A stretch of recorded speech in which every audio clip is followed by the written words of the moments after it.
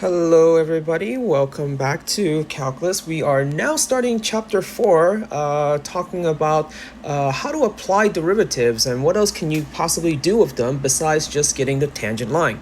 So today we will be looking at something called a critical point, also local versus absolute maximum and minimum, and also critical numbers. So those are going to be our focus for today. So here's what we're talking about here. Let's say that we have the graph below, where I'm actually going to give you the equation if you want to see, if you want to know what it is, but it's somewhat irrelevant. I want to look at the interval specifically from 0 to 25. So you can see I graphed it out on Desmos, and that's what it looks like. Now, what I would like to do is I would like to find all of the local maximums and local minimum. And so let me go ahead and kind of write that down. So local maximum and also local minimum. Now, I don't want to find them specifically, but I want to consider their characteristics when it comes to the derivative. When I'm looking for local maximum and local minimum, this is what I'm referring to. These right here, those are going to be my local maximum then. Okay, you can see how they reach kind of like a maximum value by going up and then coming back down.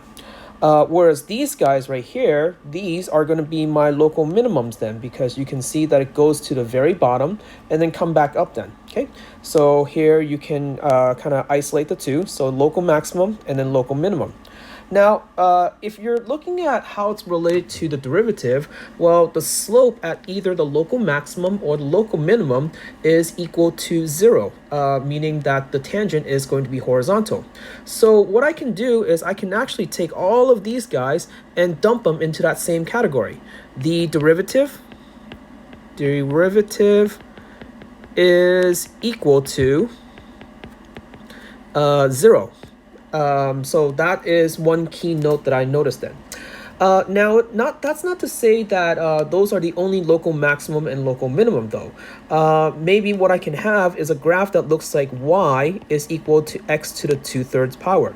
If I were to graph that out over here, you can see that the graph is going to look something like a generic picture of a bird that a kid would actually draw.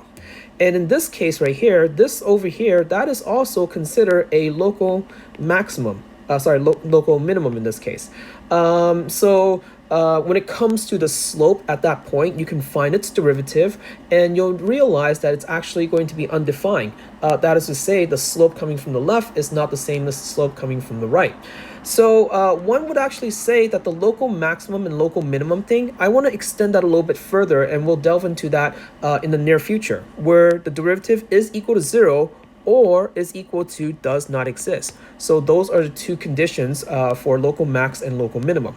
Later on, we will be able to differentiate which one is which also. But for right now, we'll just go ahead and introduce the idea. Now, on top of the local maximum and local minimum, there's also such a thing as the absolute maximum and the absolute minimum. So meaning within the interval, what is the smallest y value and what is the largest y value? And in this case of the curve, you'll notice that the absolute minimum is all the way on the far end of the graph at the left end of the interval that I restricted to. Whereas the absolute maximum is going to be at the far end of the graph over here at the end point of the right at 25. So what that means is if I want to solve for the absolute maximum, absolute minimum, I would have to consider the endpoints of the interval as well as also where the local maximum and local minimum is. Because it could be the case where you have a graph that looks something like this, where if let's say that 0 to c is going to be your interval, your graph might look something like the following. So here I'm just going to go ahead and draw kind of like a generic picture.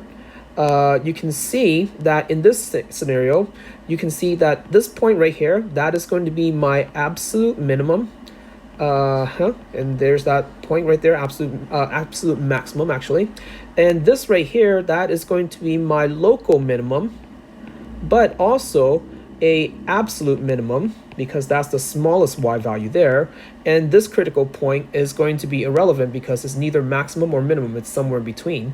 And this endpoint is also going to be somewhere in between. So in short, if I'm looking for absolute maximum minimum, I'm going to have to consider the endpoints too. So now let's go ahead and go into an example of how this actually all works out. Find the maximum value of f of x is equal to x squared divided by e to the x on the interval from -1 to 3, then sketch out the graph. So first of all, what we need to do is we need to find those critical points, meaning where is it that the derivative is equal to 0, because then I can find my local maximum and local minimum. So you can see right here, I'm going to go ahead and do that by setting the derivative equal to 0 or does not exist and see if I can solve for it. So in terms of procedure, let's go ahead and do so. Y prime, or you can call it f prime in this case because that's my function f right there. We're going to have to use the quotient rule. So the bottom equation multiplied by the derivative of the top minus the top equation multiplied by the derivative of the bottom, all divided by the bottom squared. So that's going to be my derivative. We're going to go ahead and clean this up a little bit because I noticed that everything is divisible by e to the x, which is nice. So we have now 2x minus x squared, all divided by e to the x.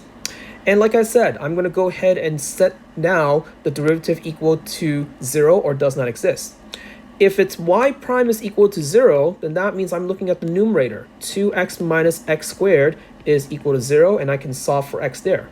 So x factored out, you're going to get 2 minus x, which is equal to 0. So we have x is equal to 0 or x is equal to 2. So these right here, those are my critical values. Okay, so critical values, meaning that's where I'm going to have my local maximum or local minimum. Then in addition, I'm going to take y prime and set it to does not exist. So that means I'm going to take the denominator and set that equal to 0. Well, fortunately in this case, I can't solve for x because there's no such value for this exponential function. So as of right now, those are my critical values. Okay, if I want to find a critical point, then what I need to do is find out what the y value is by plugging it back into the original equation. So that's going to be my second part right here. Okay, so now I'm going to go ahead and throw them back in. So we're going to solve for f of 0 and f of 2. F of x, which is equal to x squared divided by e to the x. So f of 0, right, that is going to be equal to 0 divided by 1, which is equal to 1. Then we also have to plug in 2. So f of 2 is equal to 4 divided by e squared. Not exactly a nice number. Now these guys right here, those are again going to be my local maximum, local minimum. I don't know which one's which, so we're going to have to work a little bit further. Remember, what I'm looking for is the absolute maximum in this case, right? I want to find the absolute maximum value. So what that means is I need to also look at the endpoints. So going back to what I said, I need to also find what is f of -1 and also f of 3 and plug those in. F of -1, that looks like it's going to be 1 over e. And then f of 3, that is going to be 9 over e to the third. So I'm going to quickly throw those into the calculator and see what each one is numerically. So 1 over e is going to be equal to, let me go ahead and delete that, 1 over e. That is approximately equal to 0.368. Okay, always round off to the 3 decimal places. This is just equal to 1. 4 divided by e to the power of squared, so that's going to give me approximately 0.541. And then finally for the last one, 9 divided by e raised to the third power, to the third power. So that is going to be equal to 0.448. So in terms of where's my absolute maximum, that's going to be located over here at x is equal to 0. So my absolute max, right, value is going to be equal to 1 right here, okay? If you want to sketch out what the graph looks like, we can go ahead and plot according to the points that we have. So here, let me just go ahead and do kind of like a quick sketch right here. It's not going to be exactly the best. Here's 1, and then here is 0, and then we also have to put in 2, and then also 3 in this case.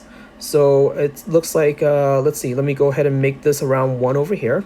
So first one is going to be kind of like a small value, 0.368. And then at 0, you're supposed to get 1, and that's going to be my absolute maximum. At 2, you're supposed to get 0.5 something. And then finally at 3, you're going to get 0.448 something. So you can see now if I go ahead and connect all the curves, then you should be able to see what the sketch of the graph actually looks like then. So probably looks something like the following. Okay, so this is just a rough sketch of the graph then. So here it is. All right, so that's basically the procedure. First, I want to take the derivative of the equation and then set it equal to 0 or equal to does not exist. That way I can find the critical value. Next, once we have the critical values, we're going to go ahead and plug the critical values back into the original equations along with the endpoints of wherever the interval is going to be. And that's it. So now let's look at our last example over here. Now, unfortunately, I don't want to take an example that's from the textbook because of copyright. So I modified the wordings a little bit just so that way I don't get arrested. So here it is, number 88 from the textbook. I just made up. Mr. Chan calculated that T hours after he wakes up, he will have an amount of man juice in gallons in his body that can be determined by the equation M of T. With the first 12 hours after he wakes up, within the first 12 hours after he wakes up, at what time will he have the most man juice and how much? So we're just going to go through the same equation, the same procedure, but this time we're using mostly calculator work because we're not going to just go ahead and solve for the derivative. It's not exactly easy. So same idea. First, I'm going to go ahead and set m prime of t equal to 0 or does not exist and solve. So that's going to be my first part, okay, just like before. Now, on your calculator, what you're going to do is you're going to go to y sub 1 graphing, right? You're going to go ahead and plug in the equation that's located over here. But that's not what I'm interested in. Remember, I'm interested in derivative. So what you can do is go to y sub 2 over here and put in the following equation, dx of y sub 1, and then from x is equal to x. So that basically tells the calculator to graph the derivative of the first function at any value of x as if it was just a function. So normally that's a way of how do you find the numerical derivative, but now we're going to tell the calculator to look at that as a function, and hence that's why it's a derivative. On other calculators that are a little bit older, you might have to put in numerical derivative y sub 1 comma x, but it's basically the same thing. So put that in your second equation then, and also unhighlight the first equation because I don't want to graph it, and make sure this one is highlighted because I want to graph that. Next, you can see what the graph actually looks like over here if you wanted to. But more importantly, in step 2, what I need to do is I need to find the 0 of that function. So that means that I'm going to go to the graph and use the 0. And then this is where you're going to ask the calculator to bound it from the left, bound it from the right, and then look for the 0 of the graph. And I did it for you over here so you can see that the 0 comes out to be this. So that right there is going to be our critical value then. Okay, so that's going to be where the derivative is equal to 0. Next, once you have the critical value, we're going to go ahead and plug that back into the original equation. So you can see over here in step 4, that's exactly what I did over here. Y sub 0, y sub 1 of 0.484, and y sub 1 of 12. The reason why I used 0 and 12 is because over here you can see that I'm looking for within the first 12 hours after waking up. So that means those are the ends of my interval. The first one is my endpoint, the second one is my critical point, and the third one is going to be my endpoint. And from the values that I get, if looking on the right-hand side of the equation, then you can see that the 0 is going to be my absolute minimum, which I don't really care about. The second one, which is my absolute maximum and also my local maximum, that's the one I really care about because that's the one that yields the largest y value. And then the middle one, and then the one at the end of the interval, don't worry about it because it's somewhere between 0 and 6.153. So in conclusion, the critical value located at t is equal to 0.484 hours will yield the local maximum, the local and absolute maximum value at 6.153 gallons of man juice. So at that specific time, that's how much man juice I'm going to be creating, and that is going to be my absolute maximum. Now, if you're wondering, why don't we just go ahead and graph the original equation and look for the maximum there or the minimum there, right off the bat instead of having to do this roundabout route? Well, the reason for that is later on you might not be given, who am I kidding? You will not be given the equation of the original function. So that is to say, you will not be given m of t. Instead, what you will be given is the rate equation, m prime of t. And the question then is, well, how would you go about it? And so this is why I just want you to kind of, get practice in that procedure. So then that way, when the time comes, you'll be prepared. All right, thank you so much for watching.